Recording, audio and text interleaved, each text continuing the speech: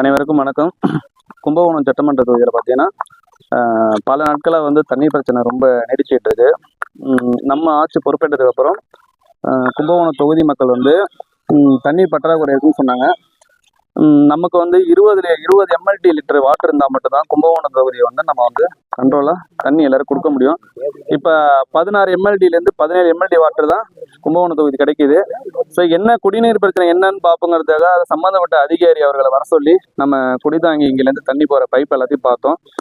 2-3 pipe டேமேஜாக இருக்குது. அதை வந்து இன்னும் 2-3 நாட்களில் வந்து சரி செய்து தரப்படும் என்று ஆணையர் அவர்கள் சொல்லியிருக்காங்க. ஸோ விரைவில் கும்பகோணம் தொகுதி மக்களுக்கு வந்து 2-3 நாட்கள் வந்து தண்ணீர் பற்றாக்குறை முழுவதுமாக சரி செய்து தரப்படும்.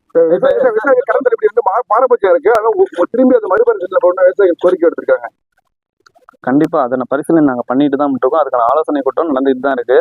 விரைவில் அதன் சம்பந்தமான விஷயங்களை வந்து தளபதி அவர்கள் அறிவிப்பா கொடுப்பாங்க. டெல்லி போயிருந்தீங்களா? என்ன மாதிரி போயிருந்தீங்க? என்ன மாதிரி உங்களுக்கு அனுபவம்? இல்லை, டெல்லி போனது நிறைய அனுபவங்கள், நிறைய கத்துக்கிறமே இருந்துச்சு.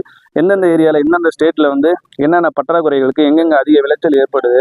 ஸோ நம்மளோட தமிழ்நாடு ஸ்டேட்ல வந்து விவசாயிகளாக பேடி நெல்லுலேருந்து நம்மளோட மற்ற கோதுமை பயிரிடுகள், நெல், நீங்கள் பார்த்தீங்கன்னா உளுந்து, இதெல்லாம் விளைவிக்க எப்படி நம்ம அதிகமாக மகசூல் பண்ணணும், விவசாயிகள் பிரச்சனைகளுக்கு என்னென்ன, நமக்கு எவ்வளோ வந்து நிதி தேவைப்படுது, சீடு விதைகள் எவ்வளோ தேவைப்படுது, விதைகள் வந்து நம்ம குவாலிட்டியான விதைகள் எப்படி இது பண்ணுறது, அதெல்லாம் பார்த்தீங்கன்னா யூரியா பொட்டாசியம் பிரச்சனையெல்லாம் இருக்குது, அதெல்லாம் எப்படி நம்ம சரி செய்யுது.